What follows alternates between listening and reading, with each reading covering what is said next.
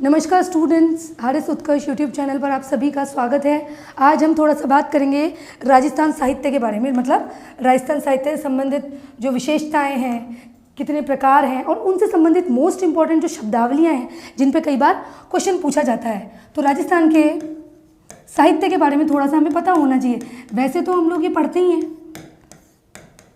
जैसे आज हम थोड़ी सी मैं रूपरेखा बता देती हूँ। विशेषताएं पे बात करेंगे, प्रमुख शब्दावलियों के बारे में बात करेंगे, जिससे प्रीलिम्स में भी कई बार क्या है क्वेश्चन पूछा जाता है स्टूडेंट्स। इसके अलावा किस प्रकार के साहित्य के बारे में हम पढ़ेंगे या बात करेंगे, तो साहित्य के प्रकार मान लीजिए।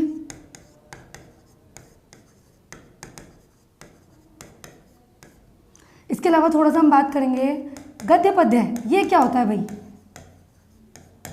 और मोस्ट इम्पॉर्टेंट, बहुत बार बच्चों को किसमें कंफ्यूजन होता है, डिंगल और पिंगल। तो डिंगल पिंगल में क्या फ़र्क है, क्या है ये डिंगल पिंगल, इन पर बात करेंगे। और अंत में थोड़ा सा बैलेंसिंग प्रासंगिकता पे बात करेंगे कि साहित्य किस प्रकार से वर्तमान में, किस प्रकार से, मतलब क्या इसकी प्रासंगिकता है, क्या किस रूप में इसको प्रयोग किया जाता है। तो थोड़ा सा प्रासंगिकता पर बात करेंगे। तो देखो स्टूडेंट्स, हमें प्री ओरिएंटेड तो ये पढ़ना है। जनरली आप लोग जो प्रीवियस इसके क्वेश्चन पेपर देखेंगे तो उसमें क्या दिखेगा कि आपको या तो सुमेलित करो या पर्टिकुलर एक रचना का पूछ लिया कि इसके रचनाकार कौन है, कोई भी कृति दे दी, रचना दे दी, किसी किताब का नाम दे दिया, तो आपसे पूछ लेंगे कि इसकी रचना किसने करी, तो वो हम पढ़ेंगे। लेकिन उससे पहले, जैसे कि इस पे ऐसा नहीं है कि सिर्फ मेंस में ही क्वेश्चन आए, आपसे क्वेश्चन ये पूछ सकती है आरपीएससी कि राजस्थानी साहित्य से संबंधित कौन सा कथन निम्नलिखित में से सत्य है, असत्य है। तो थोड़ा बहुत आपको डिंगल पिंगल के बारे में पता होना चाहिए, गद्य पद्य के बारे में पता होना चाहिए, कुछ शब्दावलियां हैं जिनके बारे में हम डिस्कस करेंगे वो भी आपको पता होना चाहिए। तो देखिए, सबसे पहले अगर हम बात करें राजस्थानी साहित्य के बारे में, तो देखो इस पर जो प्रभाव पड़ा है स्टूडेंट, वो गुजराती और ब्रज शैली का प्रभाव पड़ा है। तो अगर स्टेटमेंट में आपको दे दे कि राजस्थानी साहित्य के संबंध में, राजस्थानी साहित्य के संदर्भ में क्या सत्य है क्या असत्य है, तो याद रखना गुजराती और ब्रज का प्रभाव इसमें स्टूडेंट्स देखने को मिलता है। तो ये एक स्टेटमेंट के रूप में आपको याद रखना है।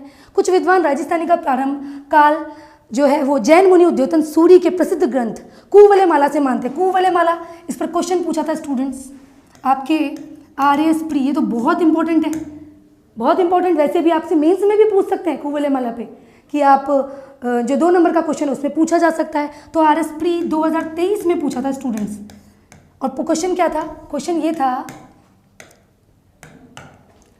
कि कितनी भाषाओं का भाई उद्योतन सूरी, ठीक है, जो कि एक जैनी आचार्य हैं, इनकी एक रचना है कुवलयमाला। तो कुवलयमाला में कुल कितनी भाषाओं का उल्लेख किया गया है, ये याद रखना है,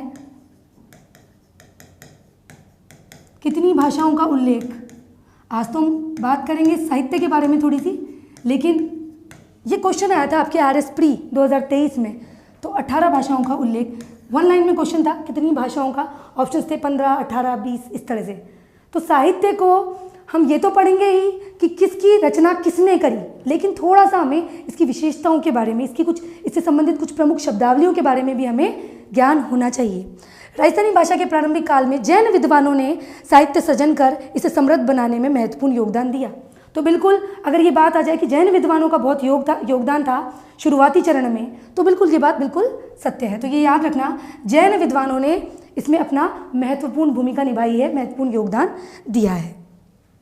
अब देखो स्टूडेंट्स, इसकी विशेषताओं पर थोड़ी सी बात करेंगे, राजस्थानी साहित्य के बारे में, कुछ विशेषताओं के बारे में, ठीक है। तो आपको ये पता होना चाहिए कि किस शब्दावली का मतलब क्या है, थोड़ा बहुत आपको आइडिया होना चाहिए, प्री में भी पूछा जा सकता है। तो देखिए, लोक परंपरागत शैलियाँ देखने को मिलेंगी। अब ये शैलियाँ क्या क्या है, इस पर मैं अभी एक करके सब पे बात करूँगी। जैसे कि ख्यात हो गई, ख्यात क्या है थोड़ा सा पता होना चाहिए, वात, वेली, वचनिका, दवावेत, मरस्या, रासो, इन पे हम बात करेंगे अभी डिटेल में। अब देखो, अगर मेंस में आपसे क्वेश्चन पूछ लिया जाए कि राजस्थानी साहित्य की विशेषताओं का उल्लेख कीजिए, या राजस्थानी साहित्य की क्या विशेषताएं हैं, आपसे 5 नंबर में भी पूछ सकते हैं, 2 नंबर में भी पूछ सकते हैं, तो थोड़ा बहुत, और आपसे 10 नंबर में भी पूछ सकते हैं, निबंधात्मक रूप में भी इसमें क्वेश्चन आ सकता है। ठीक है। राजस्थानी साहित्य एक ऐसा टॉपिक है जिसमें हिंदी का जो आपके एक निबंध वाला जो पोर्शन है, ठीक है, उसमें भी पूछा जा सकता है, तो थोड़ा बहुत आपको पता होना चाहिए। इसके अलावा रस प्रधानता, रस प्रधानता देखी जाती है। रस प्रधानता, ये देखो याद रखना, ये टर्म्स हैं, लोक परंपरागत शैलियों का उल्लेख किया गया है, जिसमें हम एक एक पर अभी बात करेंगे। रस प्रधानता, रस प्रधानता में वीर रस का उल्लेख है, श्रृंगार रस। तो वीर रस क्या होता है? वीर रस, नाम में ही वीर आ रहा है, जैसे किसी राजा की वीरता, उसके पराक्रम, उसके शौर्य, उसके साहस को,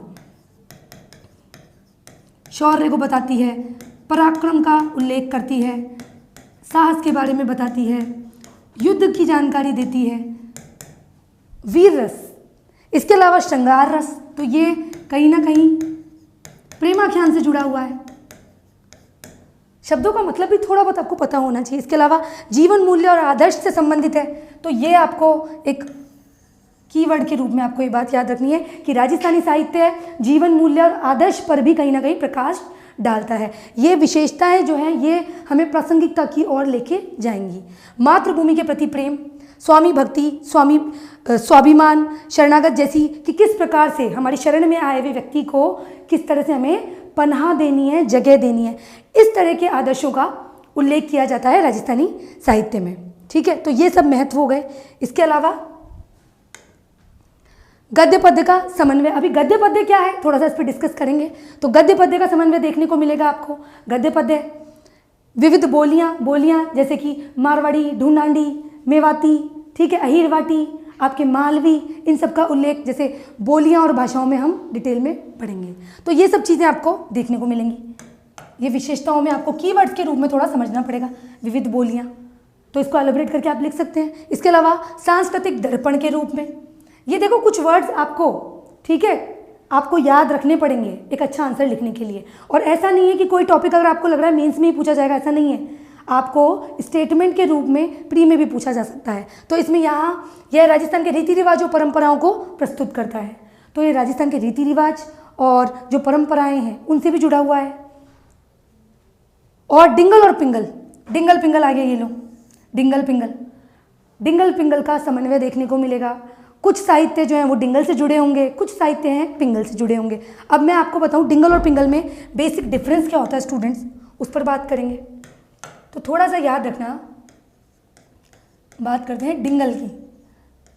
अब आप मान के चलिए आपके मेंस में डिंगल, और देखो प्री में भी पूछा जा सकता है स्टूडेंट्स, ऐसा नहीं है आप अपने मन से सेलेक्ट कर ले कि ये क्वेश्चन, ये वाला टॉपिक तो मेंस में ही पूछा जाएगा। थोड़ा आपको पता होना चाहिए। ये देखिए डिंगल में क्या होता है, डिंगल का मुख्य रूप से संबंध है राजस्थान के पश्चिमी क्षेत्र से, पश्चिमी प्रभाव, पश्चिमी राजस्थान का साहित्यिक रूप देखने को मिलता है। राजस्थान का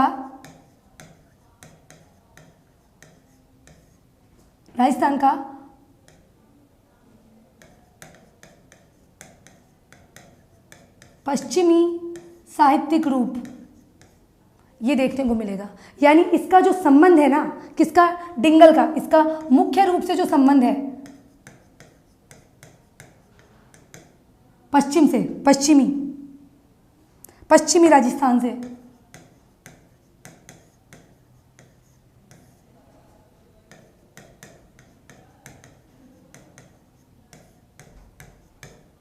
ये याद रखना, जैसे ही आ जाए डिंगल पश्चिमी राजस्थान, इसके ऑपोजिट कर देंगे पिंगल पूर्वी राजस्थान से संबंधित है। तो मुख्य रूप से पश्चिमी राजस्थान से संबंधित है। अब इसके अलावा अपन बात करें, मुख्य रूप से ये मारवाड़ी भाषा, मारवाड़ी बोली में लिखा जाता है।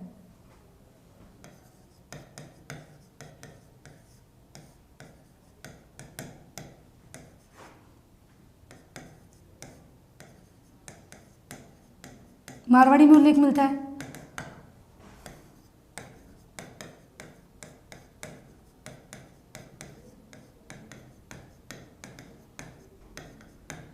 चारण जाति के जो लोग हैं प्राय डिंगल का प्रयोग करते हैं, मारवाड़ी का प्रयोग करते हैं, तो चारण जाति से संबंधित है। ये आपको याद रखना है। डिंगल की बात हो गई। अब अगर अपन बात करें पिंगल की, डिंगल और पिंगल में स्टूडेंट्स कई बार कंफ्यूज होते हैं। ये स्टेटमेंट में भी पूछा जा सकता है स्टूडेंट्स प्री में। अब देखो कैसे याद करेंगे इसको। हर तरह से अब आप कभी कंफ्यूज नहीं होंगे डिंगल पिंगल में। डिंगल पश्चिमी साइड में गया, पिंगल पूर्वी साइड में गया, ये याद रखो, डिंगल पश्चिमी। अगर आपको पश्चिमी राजस्थान से आप लिंक कर पाओगे तो फिर मारवाड़ी, चारण ये आप अपने आप कर लोगे। तो पिंगल का मुख्य रूप से जो संबंध है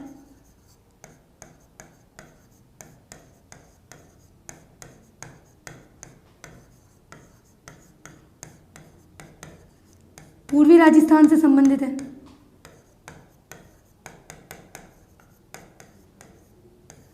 देखो डिंगल के बारे में एक बात और याद रखना, यहाँ लिख देती हूँ। जो डिंगल है यह राजस्थानी साहित्य का शुद्ध रूप भी माना जाता है।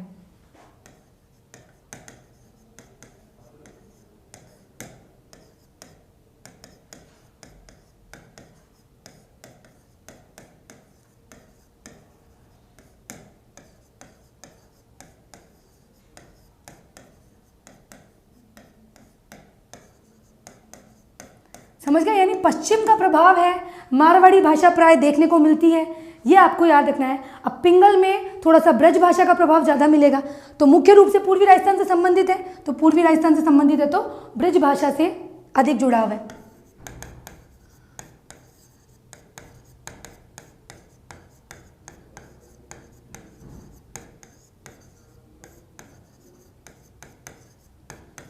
ये आपको मेजर डिफरेंस ये याद रखना है पूर्वी राजस्थान और पश्चिमी राजस्थान का।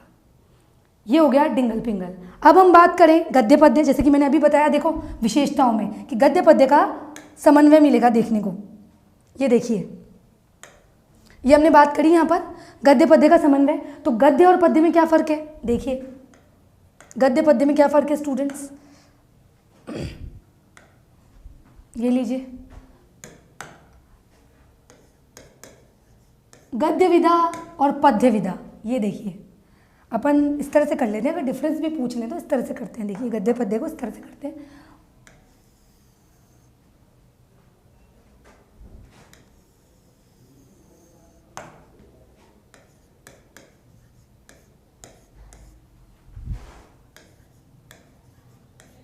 ऐसा नहीं कि साहित्य में सिर्फ एक गद्य ही मिलेगा, ऐसी रचनाएं भी होंगी कई साहित्य में। इस तरह से भी होगा कि गद्य पद्य दोनों का समन्वय देखने को मिलेगा, इस तरह से भी हम डिस्कस करेंगे। तो अब देखिए गद्य में क्या रहेगा, गद्य में प्राय आपके कहानी, आत्मकथा, इनका उल्लेख मिलता है। उपन्यास हो गया आपके, कोई व्यंग्य हो गया, ये सिर्फ समझने के लिए मैं बता रही हूँ, बाकी तो बहुत सारी आपको रचनाएं पढ़नी है। बहुत सारी रचनाएं भी कैसे पढ़नी है, प्राचीन काल से संबंधित कुछ रचनाएं पढ़नी है, प्रमुख जो एग्जाम ओरिएंटेड है, फिर मध्यकाल से संबंधित जो राजस्थान की प्रसिद्ध रचनाएं उनको पढ़नी है, और उसके बाद आधुनिक। तो इस 3 चरणों में हम सारी रचनाएं कवर करेंगे। मैं याद भी करवा दूंगी बहुत अच्छे से, डोंट वरी, है ना। कहानी, आत्मकथा, उपन्यास, व्यंग्य, ये देखने को मिलेगा। इसके अलावा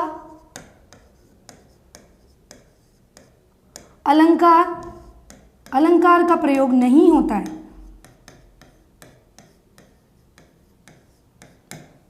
ऐसा बोलते हैं कि गद्य का जो संबंध है ना वो मस्तिष्क से है, और पद्य जो है, गीत वगैरह आएंगे, गीत, सोठे, दोहे, तो उनका संबंध दिल से है। तो ये थोड़ा सा देख लेना, गद्य का संबंध मस्तिष्क से माना जाता है।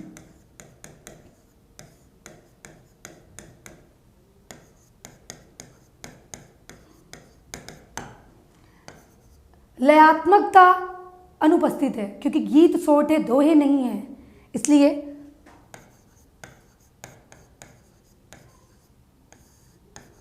लयात्मकता आवश्यक नहीं है। क्लियर? तो ये मेन थोड़ा सा आपको याद रखना है कि कहानी, आत्मकथा, उपन्यास, व्यंग्य, इन सब का उल्लेख किया जाएगा, अलंकार का प्रयोग नहीं होगा। अब इसको थोड़ा सा, इसी को हम ऑपोजिट वे में यहाँ पे करेंगे, पद्य में हम करेंगे। अब पद्य में क्या, अलंकार को उसका एक महत्वपूर्ण भाग माना जाता है। तो पद्य में रहेंगे आपके गीत हो गए, सोठे हो गए, इसके अलावा दोहे हो गए, इनका वर्णन है।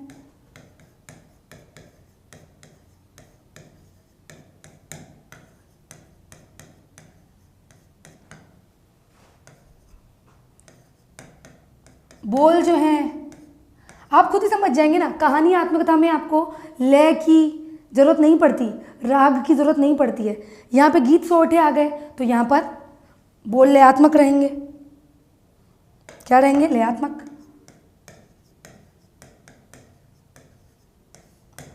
इसके अलावा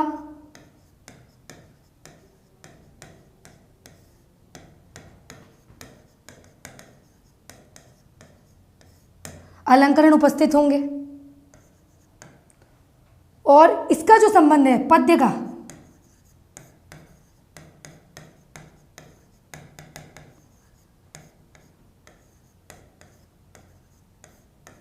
मन वर्ड लिखेंगे, मन। पद्य का संबंध मन से होता है।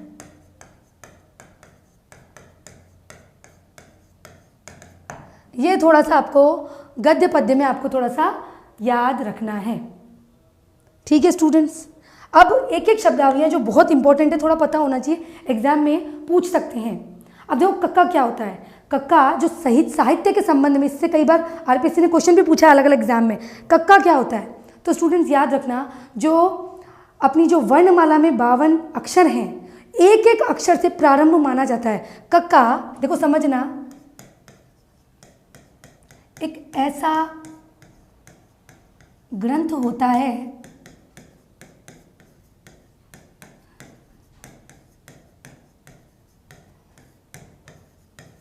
जिसमें वर्णमाला के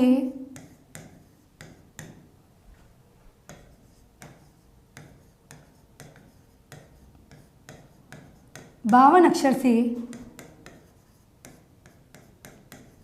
एक एक से प्रारंभ हो।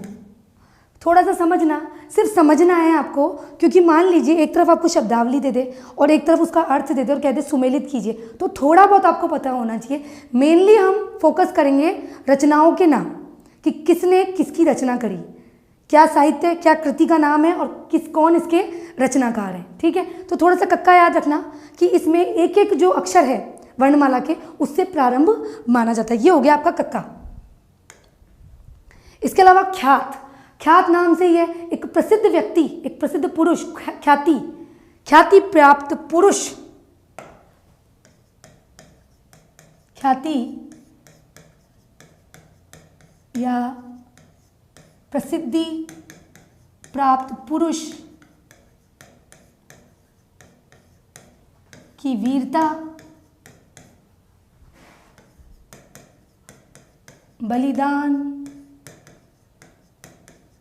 आदि का वर्णन, ये हो गई आपकी ख्यात। ठीक है, जैसे दयालदास की ख्यात होती है ना, वो आप एक एक रचना जब हम डिस्कस करेंगे, पढ़ेंगे, तब आपको पता चल जाएगा। जमाल, अभी जमाल क्या है?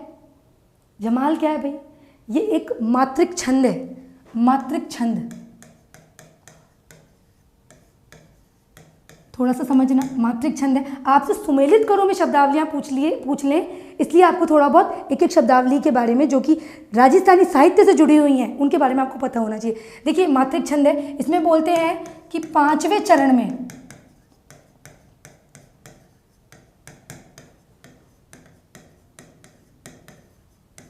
अंतिम चरण की क्या होती है? पुनरावृत्ति होती है इसमें, ये याद रख लेना बस आप। तो अंतिम चरण की पुनरावृत्ति होती है भाई। राग इंद्र सिंह का जमाल वो प्रसिद्ध है।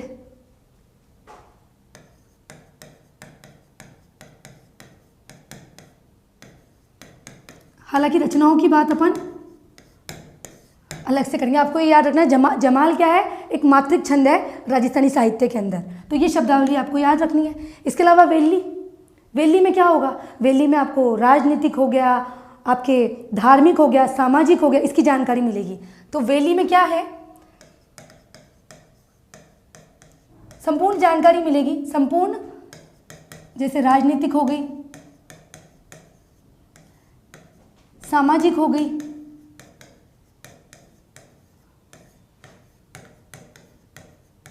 और धार्मिक वर्णन, इतिहास से जुड़ी हुई जो भी राजनीतिक जानकारी है, धार्मिक जानकारी है, उनका समावेश मिलेगा।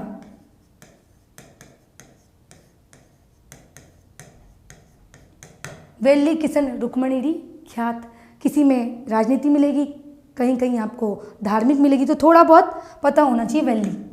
इसके अलावा झूलना, झूलना क्या है? ये छंद शास्त्र से संबंधित है भाई।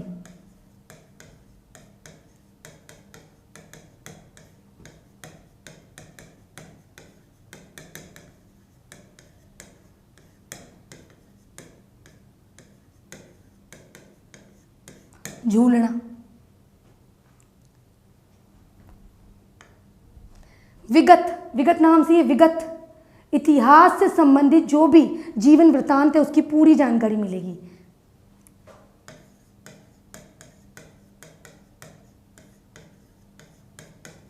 इतिहास की संपूर्ण जानकारी।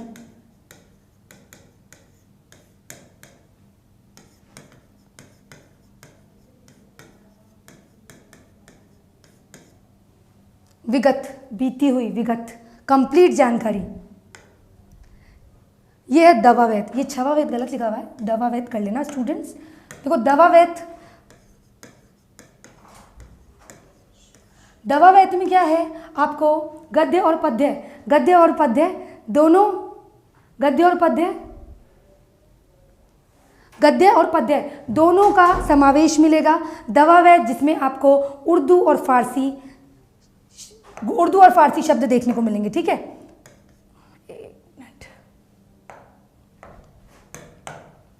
दवावेद,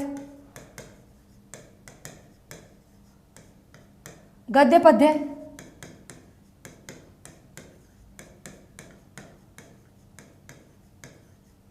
गद्य पद्य दोनों का समन्वय मिलेगा। इसके अलावा उर्दू और फारसी ये शब्द देखने को मिलेंगे।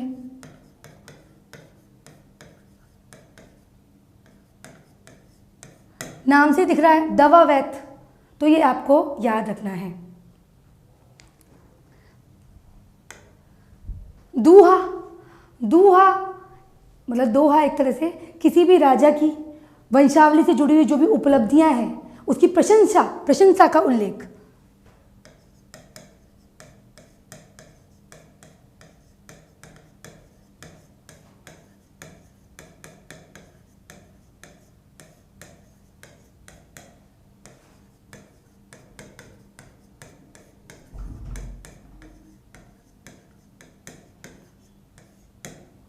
एक यहीं पे बता देती हूँ, मरस्या एक नाम होता है, मरस्या। अब मान के चलिए मरस्या में आपको दे दें, मरस्या में आपको ये दे दें कि मरस्या में, मरस्या के आगे दे दें कि मरस्या में किसी राजा की प्रशंसा या उसकी वीरता का उल्लेख है, तो वो गलत है। मृत्यु का उल्लेख होगा, मरस्या तो नाम से ही है।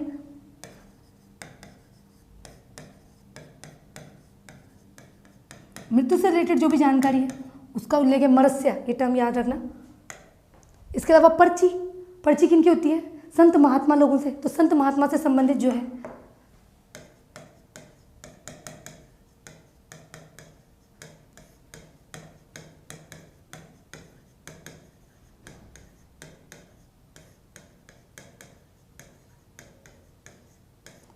पर्ची से, पर्ची का एक तरह से उद्देश्य होता है कि नैतिक मूल्यों को बढ़ाया जाए, ठीक है।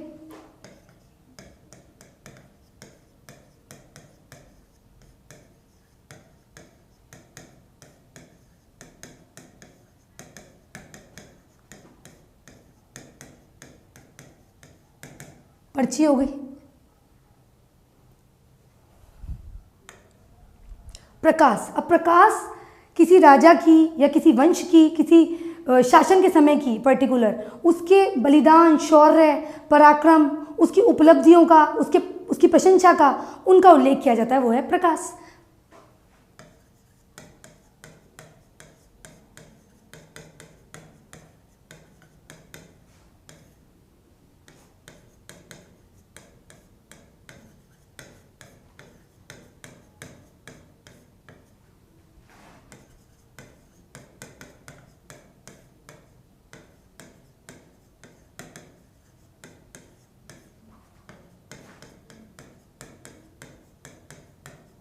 ऐतिहासिक जानकारी का उल्लेख।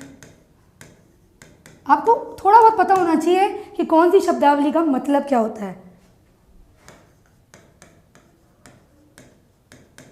क्योंकि जब आप बहुत सारी इकट्ठी बहुत सारी रचनाएं हैं जो आपको एग्जाम ओरिएंटेड पढ़नी ही है, प्राचीन, मध्य और आधुनिक तीनों तरह की खूब सारी बहुत सारी रचनाएं हैं, तो जब वहाँ पे ख्यात आएगा, वेली आएगा, है ना, तो इस तरह के जब शब्द आएंगे तो आपको फटाफट से क्लिक कर जाए। मान लीजिए किसी भी रचना के बारे में आपसे 2 नंबर के क्वेश्चन में पूछ लिया जाए, तो फिर आप लिख सकते हैं। जैसे ख्यात पे आ गया किसी, तो आपको पता है ख्यात से संबंधित है तो किसी राजा की या किसी शासनकाल की प्रसिद्धि को लेकर है, तो आप उसको एलिब्रेट करके लिख सकते हैं। इसलिए आपको इन शब्दावलियों के बारे में थोड़ा बहुत प्रशस्ति, अब प्रशस्ति आप लोगों ने पढ़ रखा है, सुन रखा है इतिहास में, जैसे दुर्ग हो गए, मंदिर हो गए, तो वहाँ पर किसी भी वंशावली, किसी भी राजवंश से संबंधित संपूर्ण जानकारी का ज्ञान प्रशस्ति से मिलता है। तो जैसे आपके मंदिर हो गए,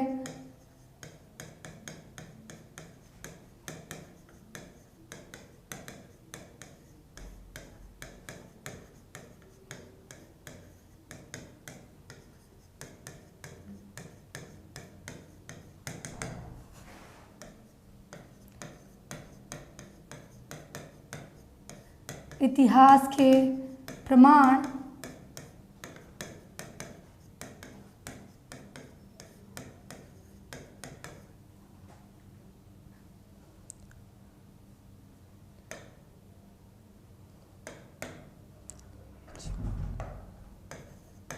राजाओं के जीवन,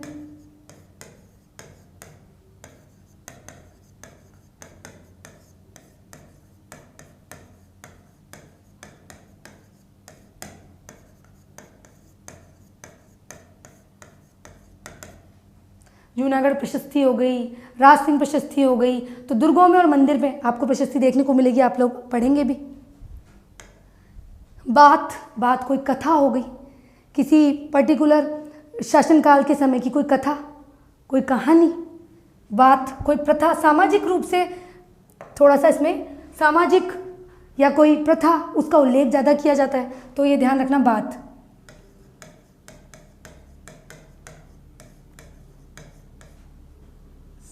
इतिहास की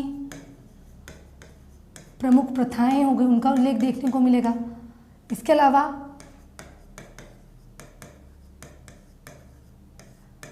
सामाजिक जीवन की जानकारी मिलेगी।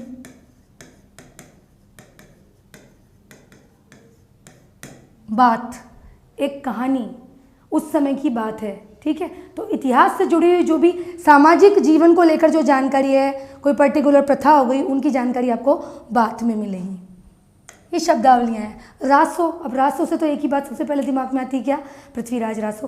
तो रासो में आपको पर्टिकुलर विशेषकर विशिष्ट राजा की उपलब्धियों की, उसके युद्धों की, उसके ऐतिहासिक जीवन की संपूर्ण जानकारी देखने को मिलेगी।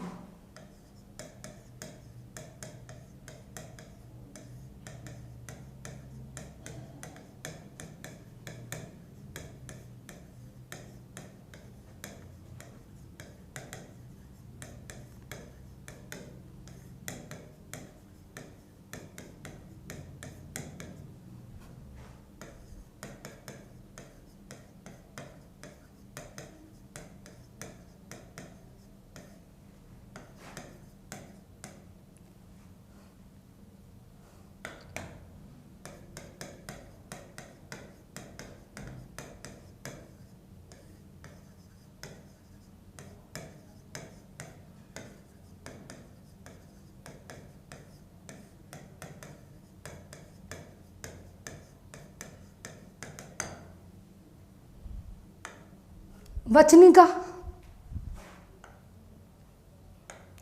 वचनिका में क्या रहेगा? वचनिका में आपको गद्य और पद्य दोनों का समन्वय, दोनों का मिश्रण देखने को मिलेगा। वचनिका की यही खासियत है। जैसे अचलदास खींची दी वचनिका। अभी जब आप साहित्य में आप एक एक रचनाओं को, एक एक कृतियों को पढ़ेंगे, तब आपको पता चलेगा कि ये शब्दावलियों के बारे में बेसिक जो जानकारी है वो क्यों रखनी जरूरी है। तो इसकी विशेषता ये है कि इसमें गद्य है और पद्य है, दोनों का मिश्रण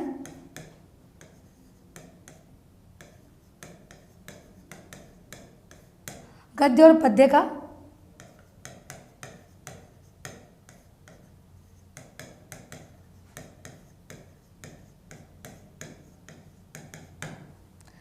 तो ये हो गई प्रमुख शब्दावलियां। एक बार अपन फिर से डिस्कस कर लेते हैं जल्दी से।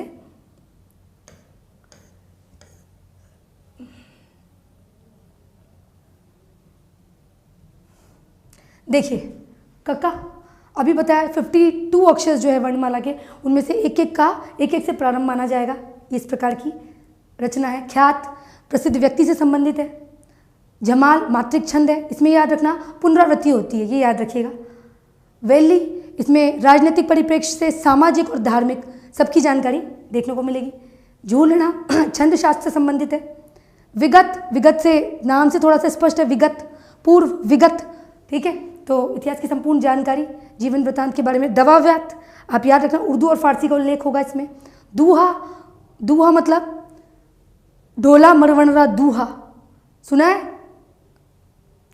एक कवि कलौल का है। एक मरस्या मृत्यु का उल्लेख। पर्ची संत महात्मा से संबंधित जानकारी। प्रकाश किसी भी राजा की, किसी शासनकाल से संबंधित विशिष्ट राजा की, उसकी प्रशंसा, उपलब्धि, उसकी वीरता का उल्लेख। प्रशस्ति हो ही गई जो कि मंदिर और दुर्गों में, ठीक है, देखने को मिलती है। इसके अलावा बात सामाजिक जीवन से संबंधित, और रासो जो कि विशिष्ट राजा से उसकी उपलब्धि, उसकी प्रशंसा, उसके युद्धों की जानकारी से संबंधित है, जिसमें सिर्फ एक राजा की संपूर्ण जीवन का वर्णन मिलेगा आपको। जैसे पृथ्वीराज रासो से आप स्पष्ट हो जाएंगे, ठीक है। अब थोड़ा सा अपन बात करेंगे स्टूडेंट्स, एक वचनिका और हो गई, गद्य पद्य। अब अपन बात करेंगे कि हम किस किस प्रकार से साहित्य को पढ़ेंगे। तो 5 प्रकार से जानकारी रखनी है हमें।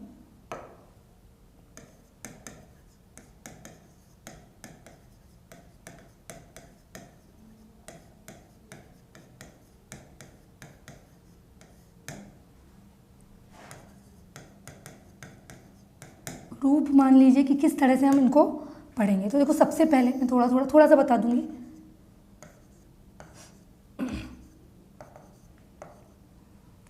जैन साहित्य, स्टार्टिंग में ही बताया था कि जैन साहित्य का एक प्रमुख योगदान रहा है, तो हम पढ़ेंगे जैन साहित्य।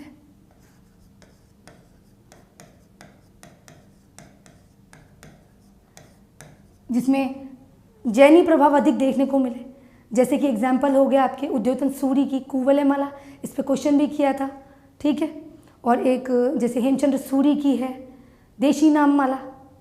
तो इस तरह से जैन साहित्य पे हम आगे जो भी साहित्य पढ़ने वाले तो जैन साहित्य से संबंधित होंगे, जैन साहित्य। इसके अलावा एक हम पढ़ेंगे लोक साहित्य। लोक साहित्य जैसे प्रेमाख्यान वगैरह से संबंधित हो गई। प्रेमाख्यान में भी जैसे आपके ढोला मरवण हो गया और जलाल बूबना हो गया, ठीक है। तो इस तरह से प्रेमाख्यान, लोक गाथा, इनसे संबंधित हो गया लोक साहित्य। इसके अलावा हम करेंगे एक चारण साहित्य। चारण साहित्य का विशेषकर संबंध किससे है?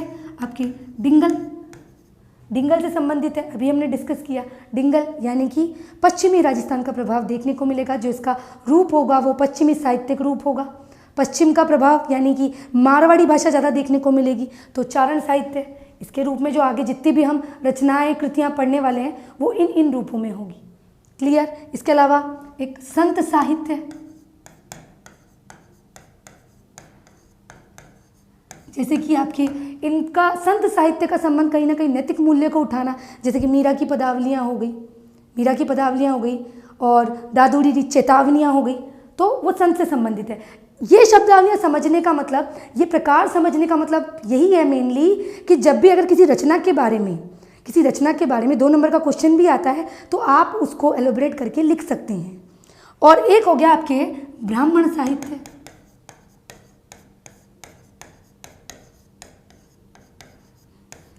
जो कि आपके जिसमें भागवत गीता का उल्लेख हो गया, बेताल पच्चीसी हो गया, आपके रामायण हो गया, इनका उल्लेख मिलेगा जो कि ब्राह्मण साहित्य से संबंधित है। तो इस तरह के हम एक एक रचनाओं के बारे में डिटेल में डिस्कस करेंगे। और किस तरह से पढ़ेंगे हम साहित्य की एक एक रचनाओं के बारे में? कैसे पढ़ेंगे? हम पढ़ेंगे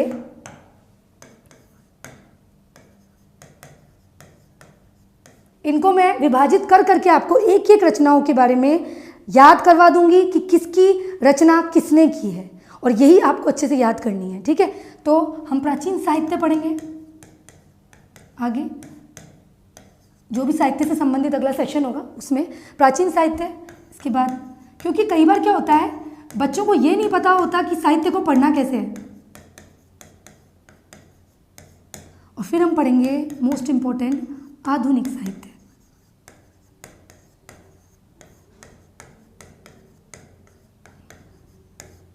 इस तरह से हम अलग अलग चरणों में इसको भागों में विभाजित करके फिर हम कई सारी रचनाओं के बारे में पढ़ेंगे कि किसकी रचना किसने करी।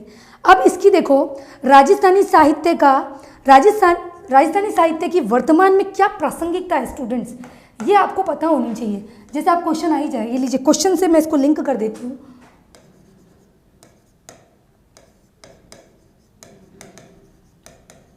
राजस्थानी साहित्य की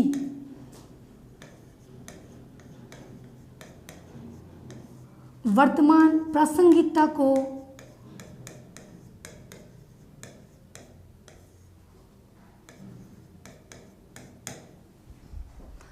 स्पष्ट करें।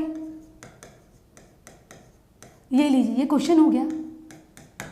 अब इसमें आप क्या क्या लिख सकते हैं स्टूडेंट्स, प्रासंगिकता यानी वर्तमान में इस राजस्थानी साहित्य का क्या प्रभाव है, क्या प्रभाव है, क्या सिर्फ पढ़ना ही सफिशिएंट है। तो देखिए इसमें हम जो चीज़ें कर सकते हैं, देखो एक तो कहीं ना कहीं नैतिक मूल्य को उठाता है ये राजस्थानी साहित्य है, राजस्थान की विरासत को कहीं ना कहीं प्रकाश में लेके आता है।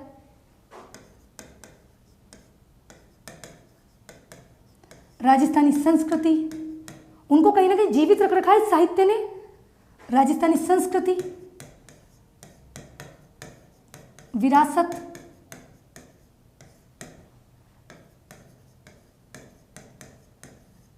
नैतिक मूल्य,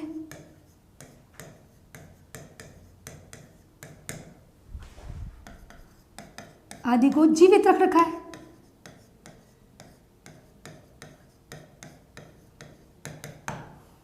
जो विशेषता हैं उन्हें ही थोड़ा सा कोलैब करके आपको प्रासंगिकता को स्पष्ट करना है। और इसका मतलब सिर्फ ये नहीं है सिर्फ अतीत को पढ़ना, सिर्फ अतीत की जानकारी लेना,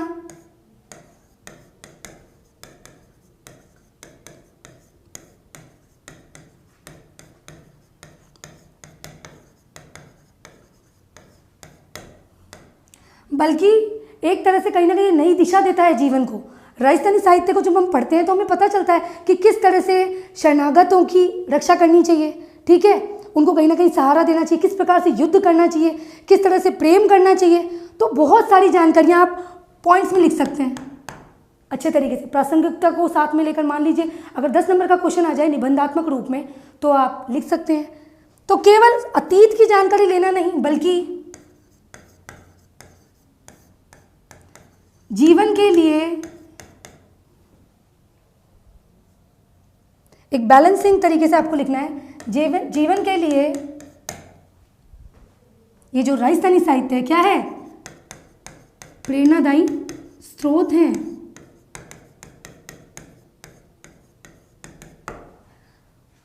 कोई भी क्वेश्चन आए बड़ा, ठीक है, थोड़ा सा एनालिटिकल, तो आपको हमेशा बैलेंसिंग उत्तर देना है। पॉजिटिव देना है पॉजिटिव, नहीं तो बैलेंसिंग, ठीक है। तो इस तरह से विशेषताओं को, प्रकारों को, कुछ शब्दावलियों के बारे में आज हमने डिस्कस किया। अब इसके बाद चरण शुरू होता है डिटेल में पढ़ने का, और भी बहुत सारे कुछ फैक्ट्स भी, कुछ तथ्य भी हैं कि राजस्थान का पहला उपन्यास कौन सा है, राजस्थान की पहली कथा कौन सी है, पहली जैनी रचना कौन सी है। इस तरह से आप लोगों को याद रखना है, ठीक है। जैसे कि अगर चारणों में बात करें तो एक आपने सुना होगा बादर दाढ़ी की वीरमायण, वो एक प्रमुख है। तो प्रमुख रचनाओं के बारे में थोड़ा और एक्स्ट्रा जानकारी रखेंगे। बाकी किस तरह से अच्छा आंसर लिखना है इन सब चीज़ों का, इन सब शब्दावलियों का प्रयोग करते हुए हमें राजस्थानी साहित्य के बारे में पता होना चाहिए। डिंगल पिंगल आप नहीं भूलेंगे अब कभी। डिंगल पश्चिमी राजस्थान से संबंधित है, पिंगल पूर्वी राजस्थान से संबंधित है। गद्य पद्य में क्या रहेगा? गद्य जो है वो कहानी हो गया, व्यंग्य हो गया, कोई उपन्यास हो गया, उसका वर्णन करता है। वहीं पद्य जो है वो लयात्मक है, गीतों से संबंधित है। तो गीत जैसे ही आ जाएंगे, सोरठे आ जाएंगे, तो आपको खुद को पता चल जाएगा कि लयात्मक होते हैं, अलंकारों का प्रयोग होता है, तो और इसका संबंध किससे होता है? मन से होता है। वहीं गद्य का संबंध मस्तिष्क से होता है। तो ये बेसिक जानकारी आपको राजस्थानी साहित्य के बारे में पता होनी ही चाहिए। ठीक है स्टूडेंट्स, फिर मिलेंगे एक नेक्स्ट सेशन में एक नई जानकारी के साथ। Thank you so much.